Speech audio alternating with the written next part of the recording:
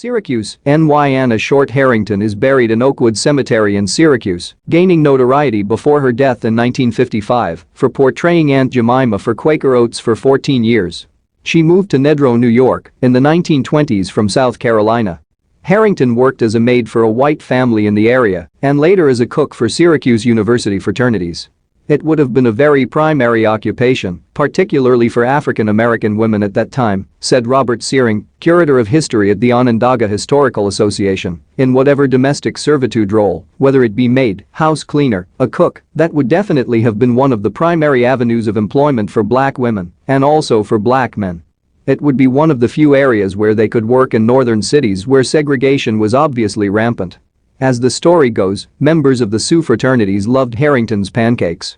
This led to her demonstrating her pancake recipe at the New York State Fair. It was there that a representative from Quaker Oats hired her to portray Aunt Jemima. She became a national celebrity, getting flown around by Quaker Oats, giving pancake demonstrations across the country, said Searing. Harrington gained fame and fortune working as Aunt Jemima and was likely an important figure in the Syracuse black community at the time.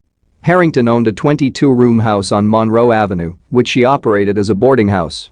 Her house, along with many others in the city's 15th ward, would be lost to urban renewal development and the construction of Interstate 81 in the 1960s. Quaker Oats announced on Wednesday that they are removing the image and branding of Aunt Jemima from their products. The character Harrington had played has racist origins, influenced by mammy characters featured in blackface minstrel shows in the late 1800s. The mammy character really has its roots in vaudeville and blackface minstrel shows, said Searing. Some scholars point to the fact that it was created by whites to romanticize the idea of slavery. Here you have this very happy black woman, this maternal figure who is just so thrilled to be dedicating her life to taking care of white children. The idea that many scholars of American slavery point to this character most likely never existed, but it becomes a popularized figure. The first person to play Aunt Jemima was Nancy Green, who was born into slavery in the early 1800s. According to historians, a man who helped run Quaker Oats at the time was influenced by watching a blackface minstrel show, seeing the potential in using the mammy image for marketing purposes.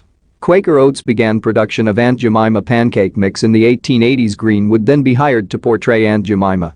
That character would have been familiar to American audiences from vaudeville and from the blackface minstrel shows, so they would have been aware she would have been a really beloved figure, so they capitalized on that, said Searing.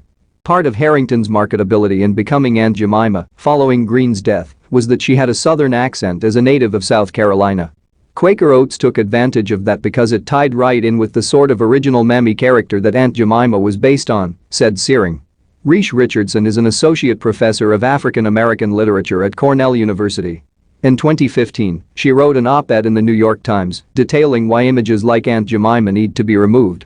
It is an image of black womanhood rooted in, as I've said in some of my work, the ongoing assault on the black maternal body within slavery, said Dr. Richardson. Her qualities and characteristics included being a caretaker, particularly for the children of her white master and mistress, while being more detached or indifferent for caring for her own children.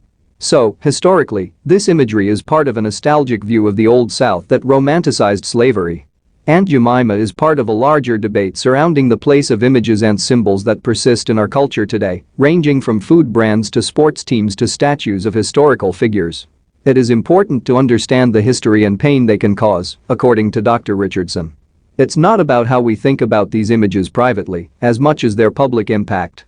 And the question of whether they belong in public spaces so they can rehearse the traumas linked to them over time, said Richardson. Quaker Oats has announced that Aunt Jemima imagery and branding will be removed from all products by the end of the year. Please subscribe my channel JHTV and click on bell icon for latest news. Thank you.